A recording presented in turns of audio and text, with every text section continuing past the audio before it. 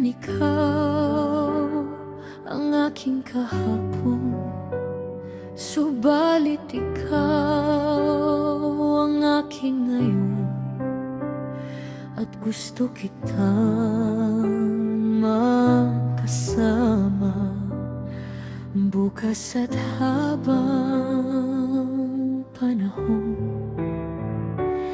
Happy anniversary, Papa TJ.